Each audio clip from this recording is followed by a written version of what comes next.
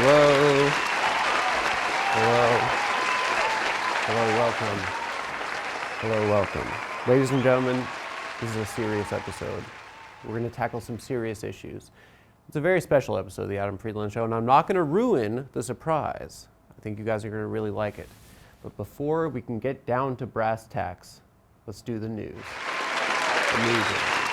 A bombshell report by the investigative journalist Seymour Hersh has been published on the website Substack, alleging that the Biden administration is in fact behind the sabotage of the Nord Stream 2 pipeline. The Biden administration responded by denying the accusation, saying that the only pipes the president has destroyed are the ones that his son Hunter uses to smoke drugs out of. If the report is accurate, this means that the United States committed both an act of war against Russia and an act of terrorism towards Germany, who is a NATO ally, of course. If it's not true, however, it means the United States is good and has never done anything bad. The most shocking development, however, is the mainstream media's rush to label Hersh a fraud and a conspiracy theorist. This is, of course, a man that uncovered the My Lai massacre, a thing that I have no personal knowledge of, but I can only imagine involves Thai food and a lot of diarrhea. He won a Pulitzer Prize, and you know what that means. She pule on my it until I surprise. To call the man who broke the story of Abu Ghraib a conspiracy theorist is an assault on the practice of investigative journalism not seen since Buzz Aldrin punched that guy in the face for saying that the moon landing was faked. And on top of that, there's an unexplored element of anti-Semitism here. As you can tell by his allergic-sounding name and his love of tattling, Seymour Hersh is a fellow Jew. And I can't help but feel that if his name was Seymour Johnson, we'd be hearing a different story. A story about a man who was bullied to death in middle school. A Christian reporter would have been met with credibility that extends beyond his accolades. And to call Seymour Hersh a liar, in fact, to call any Jewish person a liar, is a level of anti-Semitism I personally have not seen since Wegmans accused me of printing my own coupons. I'm not informed enough to say for sure whether or not the United States blew up the pipeline. In fact, I'm not informed enough to say what a pipeline is. But to me, it makes me think of the line on the bottom of my penis. What the hell is that? Why is it there? Was I born with some sort of weird, ambiguous genitalia and the doctors had to do some kind of crazy surgery on me that my parents never told me about? But if the United States didn't blow up the Nord Stream pipeline, the question remains, who did? And why? I'd like to posit a guess. It killed itself after seeing a picture of the actor Josh Gad. I tell you, there's one Seymour I can't stand. And that's when I have to see more pictures of Josh Gad smiling in a way that makes me feel like a pedophile is stuffing candy into my ass. I'm Adam Friedland, and this was the news. All right, ladies and gentlemen, we'll be right back. Very special episode. I think you guys are going to really like it. Thanks a lot. And welcome back, folks. Here on the Adam Friedland Show, we've made a name for ourselves by trafficking in political topical humor that's ripped from the news headlines. But as many of you may have noticed, in the last week, I've become part of the news. For those of you who have been living under a rock, we had radical punk rocker Matty Healy from the band 1975 on the show, who made reprehensible, disgusting, abhorrent comments. And while I never co-signed or agreed with a single word he said, I still feel responsible for platforming such a radical, hateful, disgusting guest. So without further ado, I've prepared a statement and an apology to anyone who may have been offended by his appearance.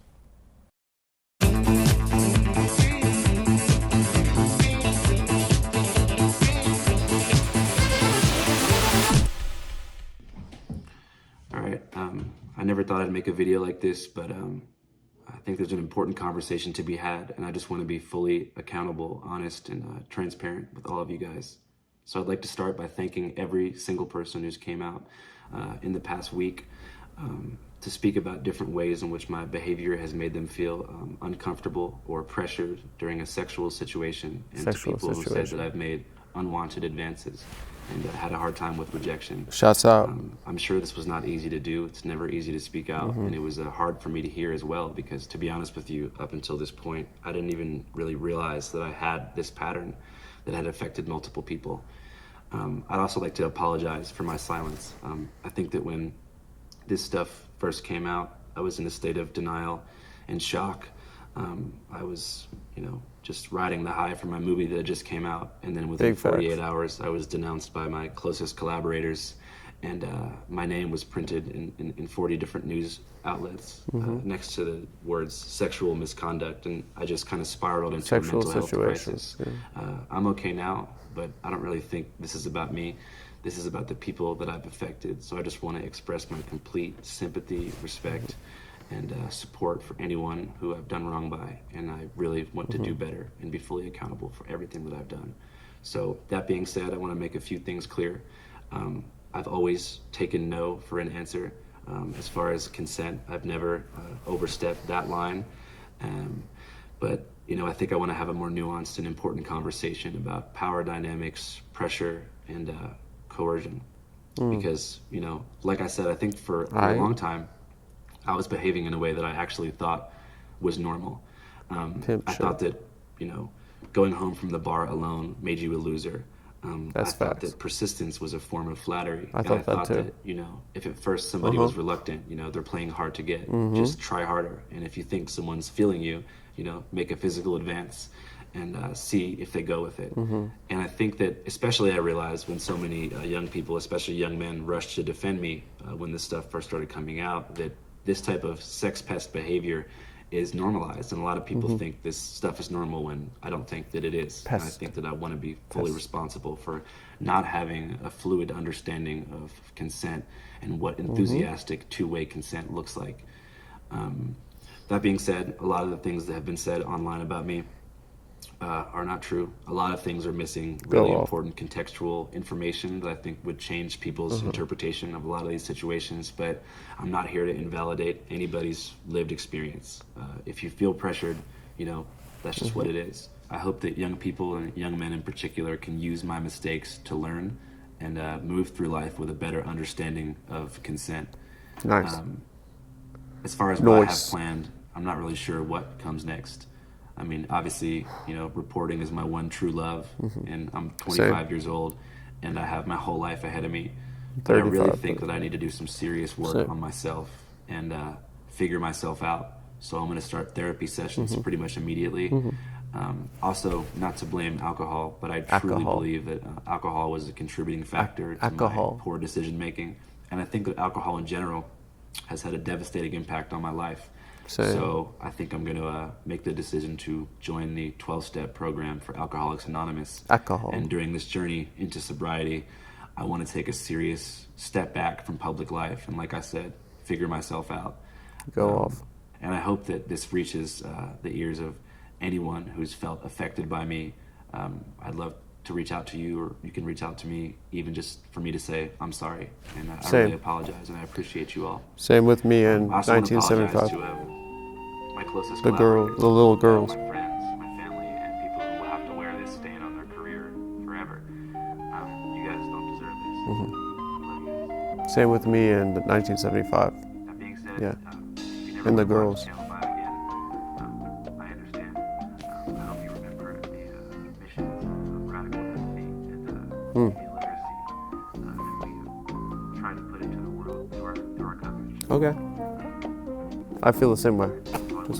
Thanks.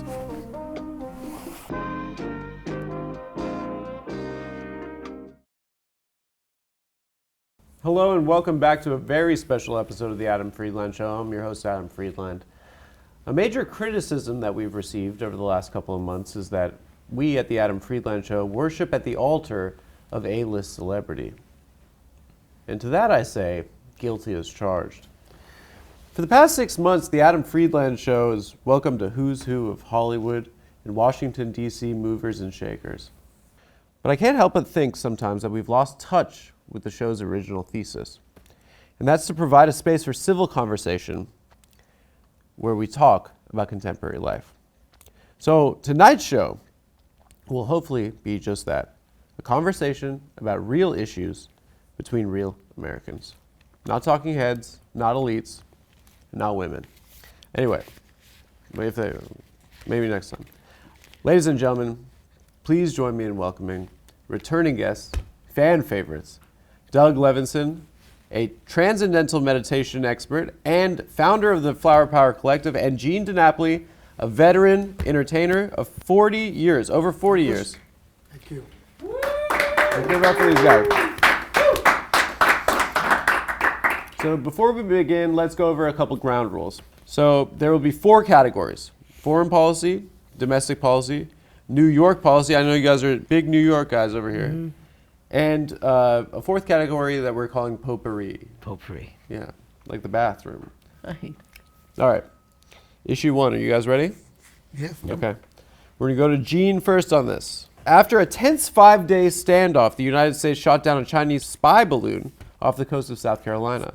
For the first time, Americans experienced a tangible symbol of the national security challenge from Beijing. What could be done to ease the tension between the CCP, the Chinese Communist Party, and the Biden administration? Gene first. The tension now after it was shot down, What can be done? I think we should shoot the next one down even quicker. The tension will go away because they'll know where we stand. There's tension when you don't know where each opposing force is. That creates tension. Right. If I know that that person's not going to take any shit, there's no tension because I know what the ramifications are. So I either stand here or I cross that line. So you think that shooting the balloons will ease the tension? Is that what you're saying? I think it won't happen again. It won't Because they happen know now what the ramifications will be. The balloon gets shot. The balloon. Okay. And Doug, how about? Okay, it's very simple. We had a 4-star Air Force general within the past week and just before this incident who made it very clear that if they try anything with Taiwan, which really is the bottom line, they're going to regret it. In terms of this incident, I am convinced, going back to the fact that they could read license plates in Moscow 60 years ago, Yeah. that whenever this thing actually showed up, that they were able to greatly compromise its ability to gather intelligence and bring it down as soon as they felt that they could do it in a safe way and gather whatever intelligence from the material of what they shot down. Yeah. So my main bottom line is always for them to understand that Taiwan becomes the bottom line. Yeah. And that Ukraine should be the lesson is to don't even think about it. And when you get an Air Force, a 4-star Air Force general, the level of intelligence involved and the warning that is being put out. He's up there. Right. Yeah. So I'm pretty cool about it. I mean, Yeah. should they be trying this stuff? Of course not. It strikes me as odd that they would send over a surveillance balloon when they have stealth drones for surveillance, and they also have a vast network of satellites. My impression is that you have a real disconnect between elements of their military, elements of their intelligence, and elements of their political leadership. Interesting. And they are running things in a very fragmented and haphazard way. And they've really, I mean, Hong Kong, as somebody who's a British background, I want it back. Okay? Back for the king, for Chuck. Well, not the king. King I'm not Chuck. following him.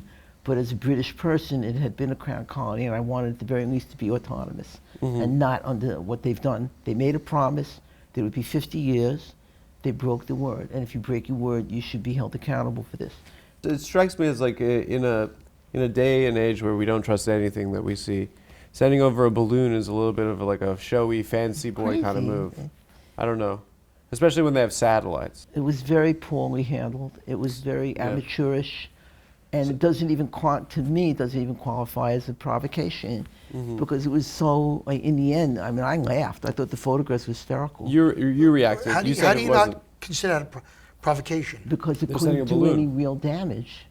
Oh, so in order for it to be real, it has to do damage. Well, the potential, I would say. And you don't see any potential No. in this balloon gathering intelligence. Not in a big white blimp that was like falling all over the place for days on end, where they could have taken it down anytime they wanted. You know what? I think that Right. I think we're 95% in agreement on that. Yeah. I think we shoot the damn thing down.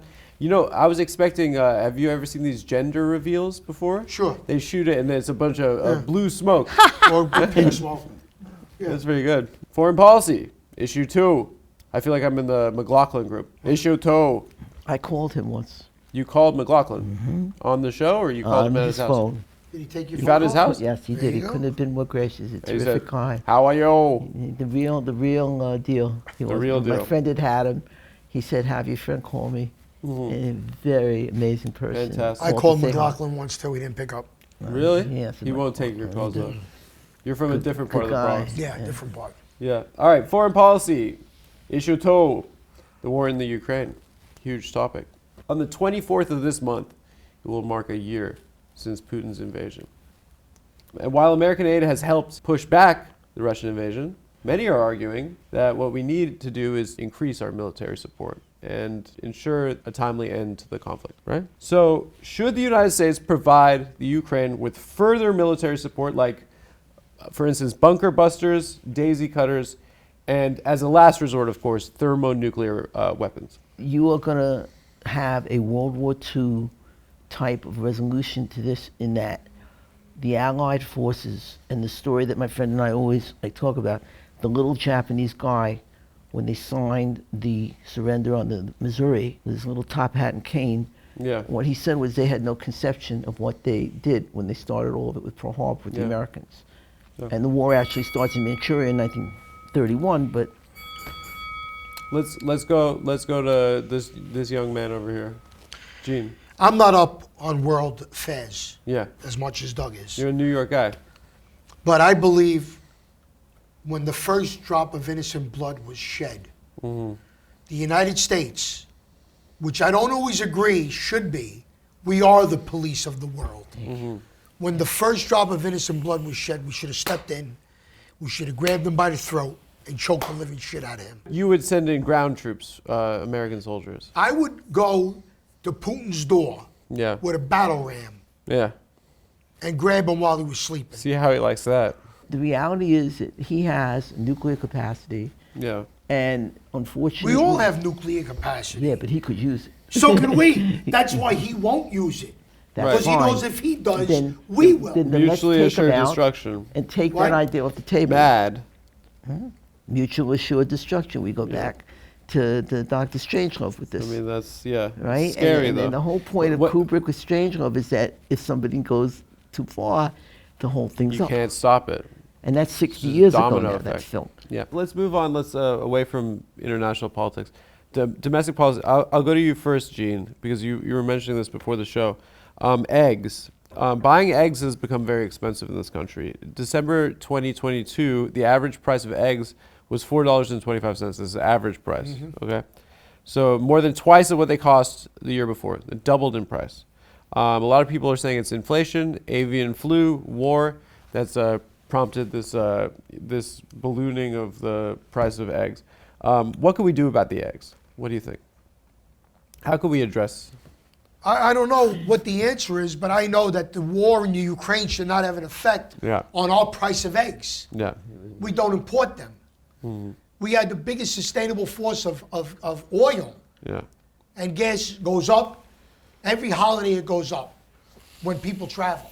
After the holiday, comes back down to a fluctuating 380. When somebody has to choose between heat and hot water and food, there's a problem. Let's The hear other it. side Doug. of this, okay. You have to balance out that increased employment leads to increased demand, and increased demand is a built-in factor towards a certain amount of inflation, but you don't want a recession. And so there's delicate balance here between bringing more people into the workforce, bringing that money in for demand of goods, and being able to supply goods, is what Gene is saying, in a way that people don't have to go without. Okay. And Britain, hold on, Yeah. one other thing. It's okay. Britain is getting to the point now where it's off the scale. You're back to Dickens. Uh-huh. And as I say, my background is British, and I'm absolutely, the way you're heartbroken, I'm heartbroken. People have to choose between going to a warmth center because they can't stay where they live, because they can't eat if they put the heat on. Yeah. And that's, It's Do you know barbaric. today somebody told me that we're headed for another we'll go back, yeah. 1929? I don't see that. What's that? We're headed to another crash I don't of the country like Who 1929. told you that today? Somebody at my job, somebody who reads the newspaper. I don't read the newspapers. I don't watch the news. It gets me sad. Good. Okay? If the unemployment is so low, why are there 15 people on every corner looking for work and begging for money? Because You know what? Because you got 330 million people in America now. So just keep bringing in more people. Oh, no. Bring in more people to get everybody out. Oh, we'll get there. Okay. So the next topic, domestic topic, big topic right now, women's issues, okay? So I wanted to ask you guys about this. The United States recently marked the 50th anniversary of Roe v. Wade, which was, of course, this comes less than a year after it was repealed by the Supreme Court. So my question to you both, and we'll start with Doug. If you were a woman, what would you do right now about this situation? Many husbands today feel that if you're going to plan a family, you can't have this kind of ridiculousness that a woman or a 10-year-old girl or anybody else that way should be forced into something that isn't of their own, between them and their doctor and their family to decide. Yeah. And what do you make of that? If you were a woman today, in light of the Roe v. Wade decision in the Supreme Court, what would you do? There should be parameters in everything in life. Yeah. Should a woman have a right to choose? Yeah, she can have a right to choose not to have sex. She can have a right to choose she can have protected sex. Yeah. She has the right to choose having the baby aborted when it's a week old, as compared to when it's 24 hours old. Yeah. Or 24 hours. we give people too much power over every aspect, and it shouldn't be. Now, does that mean... Some water? Dave, can we get him some water?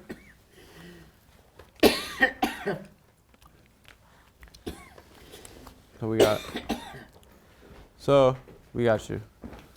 You got it? Right in this cup, yeah. Take two. Wow, I think we were on a roll there. I told you to get water before, Doug. You didn't want to listen to me. You're warming up. You're heating up. You all right? Okay. Doug, do you want a tissue? You all right? But where do you draw the line? At what point? You could just. You say that somebody can no longer make their own decision. I guess it depends on what your beliefs are. In the Bible, conception is living. So after you're conceived, you're actually murdering somebody. Now, that doesn't mean that if a girl is raped or incest or something like that, they should have abortion. There are always circumstances. And you say that, But technically, the Bible doesn't say that. Adam, in too many of them, they make no exceptions for this. Right. There is no exception for rape Yeah. or the other Incest. contingencies. Yeah. How can you set a standard where that kind of inhibition is just imposed on women? I mean, this is the problem. So that's like really No, she can have the baby and give it up for adoption. no. That's you're has asking to somebody. carry it. What about girls that are having 6 abortions by the time they're 25? Well, just keep paying for them. No, Let the government keep paying, keep popping out, No, look, having sex. I don't condone that kind of libertine behavior at all. Right. But if I have to choose, it's like the old Regal statement that if you protect the rights of one innocent person Right. and 9 others get off, whatever. It's better that the That's innocent man exactly. goes free. If a car thief robs 30 cars, he goes to jail for X amount. Well, I if don't a know girl who keeps was having talking- abortions, Yeah. they're habitual, Right, but understand. problematic. No, When I somebody know. does something over and over Oh, and over no, again, absolutely no. they're I- either hurting themselves But- or they're taking advantage. But why? I mean, is it because they don't like using condoms, No, or? it's because they know they could get away with it. They could go to somebody else and get somebody else. But to you'd pay rather use a condom than get an abortion, right? The Bible doesn't talk about in the instance of the Bible doesn't say if it's incest or rape. No, that's where. So that's the an thinking arbitrary. But Yeah. that's where the thinking part has to come in. You There got are to all think. circumstances that cause pregnancies that are against the woman's choice. Yes, but Right. you know that. And unfortunately, you have states and you have localities where that doesn't exist for these women, where it's an absolute ban. And what they're trying to do now is ban it on a national level. It's funny you just mentioned that because we do live in the United States of America. Yeah. Yeah. Yet every state has their own rules. That's right. So where is the You United? you don't even have. Where's the United States? You don't even have unified voting systems. You guys are New York guys. All right, let's talk a little New York, okay? Mayor Adams last month proposed a controversial plan to forcibly hospitalize homeless people who appear to be mentally ill. Okay? Do you support the mayor's plan, and do you think that doctors could eventually find a cure for homelessness? If you're mentally impaired, you cannot think for yourself. Right. Somebody has to think for you. Right. But if what you if the notice hospitals don't have the facilities?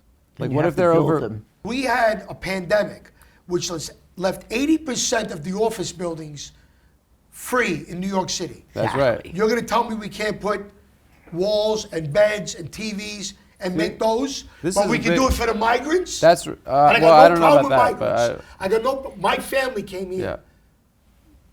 I don't want to say the right way. They came here the legal way. Okay. Yeah. Silent. They got vetted. They got checked for smallpox. And you're from Naples? Is that From Di Naples. Di Napoli? Di Yeah, Napoli. yeah, yeah. Of Naples. Of Naples. Come here the right way.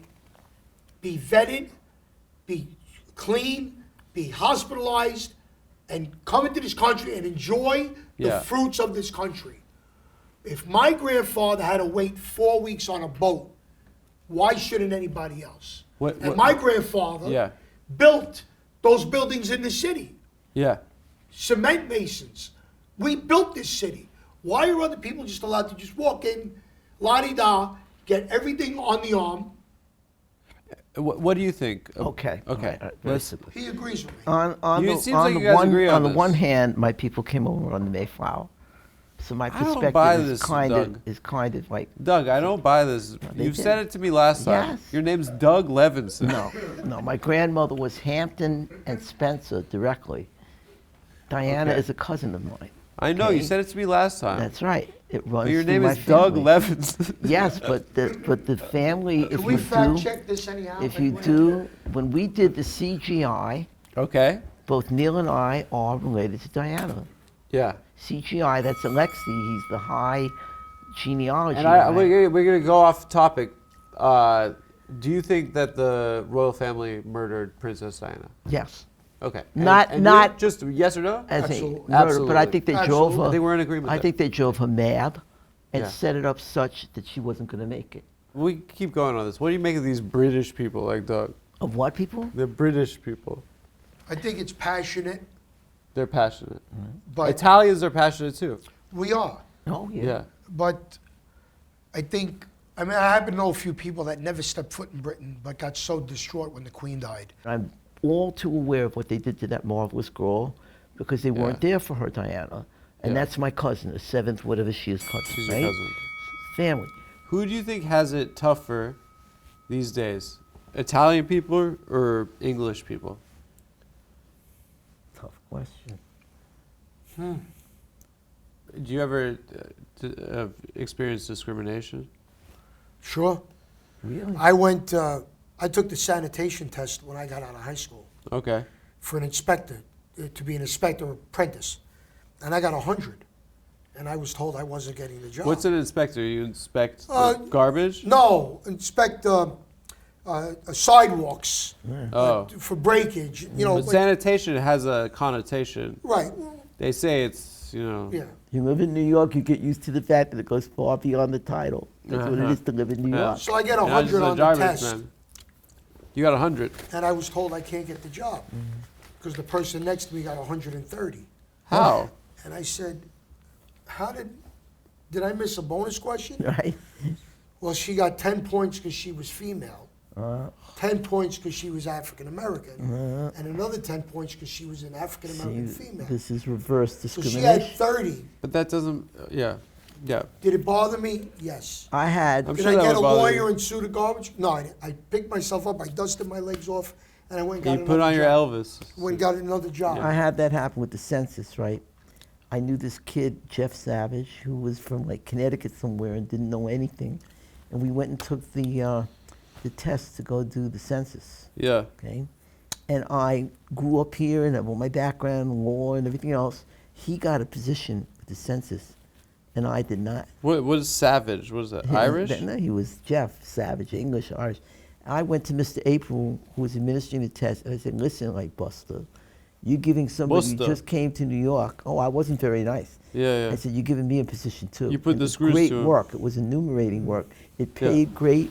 I Yeah. was given canapes on Park Avenue on For the silver trays census? with a butler. Oh, 'cause you yeah. went to people's Because you're houses. doing, no, this was a full social survey under the census. This was like housing, investments, the works. I'm hanging out with So the you guy, ever- we're watching the basketball together on 79th Street. The guy's worth $1 million. He said, come Wow. on in and watch the hoops. I mean, it was an amazing, amazing position to have. Well, question for right? you. You ever? But I you had to ever- fight for that job where he got turned down Yeah. because somebody who didn't know up from down got one and I did not. You're right. And You're saying I a was minority. furious. I Yeah. called the guy Buster. You bet I did, man. Buster? Oh, I said, listen, Mr. April, man, you can't do this. You got to give me a position in this. If somebody else is going to get it, doesn't know anywhere near what I'm going to get one too. Right. Right? And you just told him. And I had a blast doing that work. It You was ever, when terrific. you went to do the census, you ever encounter? I mean, I don't know. You feel free to not answer, but like, do you know the term MILF? What was it? MILF. What is MILF? It's mother. I'd like to F. I had one experience. And she's like, oh, hello, thanks for with, coming with over. two Doug, hi. absolutely magnificent girls who were best friends over on 72nd Street in an absolutely No. gorgeous place. She had to call her mother to find out what the income was for the family, whatever. They were What gorgeous. happened? But I resisted temptation because I was taking an oath And they to said support the we're Constitution we're and do Randy. my work. We're- They were gorgeous. Randy is British Oh. for horny. They were magnificent girls. That's all I can tell you. They were? Beautiful, beautiful Oof. girls. Two of them. Two But of them. I didn't go there. Her A and lot her of best people friend. two at once. That's what. Yeah. That's a big. I did not go there. I resisted the temptation. All right, that's very rude. Recent studies have found that a majority of the younger generation, Generation Z, have little to no knowledge of the September 11th attacks, which is shocking to me. Are they better off not knowing? It was a bad day, Go first. It was very traumatic to tell kids. Generation Z are sheltered, rainbow, lollipop sucking infants. And the reason for that is because they were sheltered. Because they were never slapped on their ass when they did something wrong. Yeah. They were never put in the corner. They got time out. It only makes it worse for them as an adult if they don't learn as a child. Right.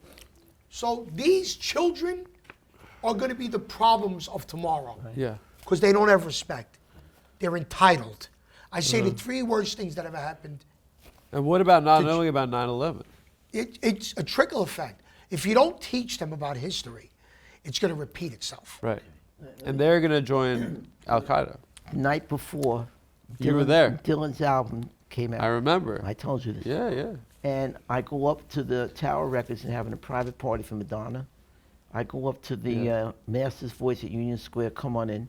I get the T-shirt, the buttons, the record, and Bob a Dylan, receipt yeah. dated just Was it after Love and midnight, Theft? September 11th. Whatever came out that day, I What do done. you know? You don't know. You're not a Dylan guy. I like his Okay. writing. You like the words. Writing, yeah.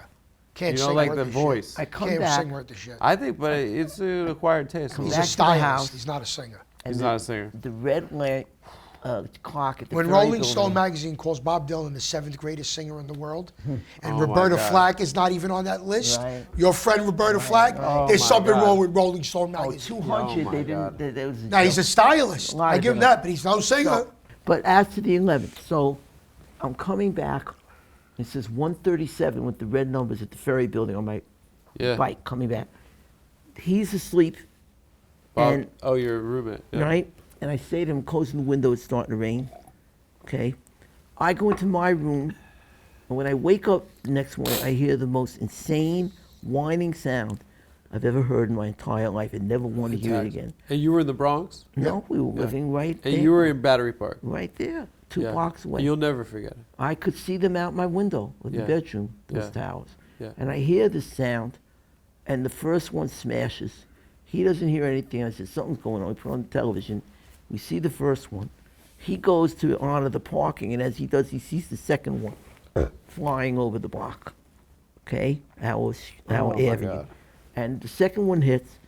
I get out to go meet him because I knew where he had parked. I happened to know we were Yeah. out together the day before on Monday. I got the streaks in my Ringo Starr Beatle cut with the gray streaks. Wednesday I got out. I made it up to the village and back, and nobody was getting back. And I got back. You snuck. I went and put out the mail. I called the bank. I got the newspapers. Okay, let's move on. Thursday we left. To our next topic. J.K. Rowling, she's the author of the Harry Potter books. She's come out recently against transgender identity. She's what they call a trans eradicating radical feminist. Were you guys familiar with this term, or like? I'd heard about this. Yeah, I've heard of it. And look, people, sometimes it's a matter of choice. Sometimes it's a matter of like just where they find themselves due to whatever their reasons are. And I don't think that you can judge. My standard is always the same. So long as you are not harming someone else in what you do. Who's J.K. Rowling to pass judgment on anybody? Right. Yeah, who the fuck is she? I want to know if she's if she's transphobic. Right. Transphobic. Yeah. If she's transphobic, is she going to give the money back to those trans people that bought her books? That's right. Saw her movies or went to the Wizarding World of Harry Potter? No, she's gonna if take not, it right to shut the the bank. fuck up. She's gonna take it right to the bank. J.K. Rowling, is Yeah, she yeah. still alive? Yeah. She's alive. Let me tell you something, J.K. Rowling. You do you and I do me, and together we live in harmony. You got no fucking right to tell anybody what to do. That's You're right. a multi-billionaire. Shut the fuck up. Build hospitals around the world. Spend your money. Yeah, that's. To me, That's it. We can all think agree. Right, Doug? anybody put in a position to make a difference for the good Yeah. should be doing that. This is a couple question, okay? So when a couple is discussing having children and the subject of circumcision comes up, how do you navigate a difference of opinion? That's in yours. Yeah, I don't have children. How do I answer that? I don't know. Okay, here's the thing. Like, let's say the father of the Boy, boy was ritualistically circumcised in the Jewish faith at 9 days old, in front of his whole friends and family. Just everyone was there, and they saw like the rabbi came in and they took your penis out in front of everyone, and they cut the right. yeah. How could you expect his son to respect him if he's walking around with like a gorgeous Puerto Rican foreskin? I'm not going near that. Like, why would she care, right? Like, why would she care? Like, do you think like she was like in Berlin one night, a study abroad, Berghain Dance Club? There's a Dane, huge hog, uncut. I mean, Personal preference. Yeah, but her boyfriend doesn't have one, or this theoretic. You know, I like guess why that's- would she want her? I guess that's where love prevails. But do you think she's gonna think about that guy the rest of her life?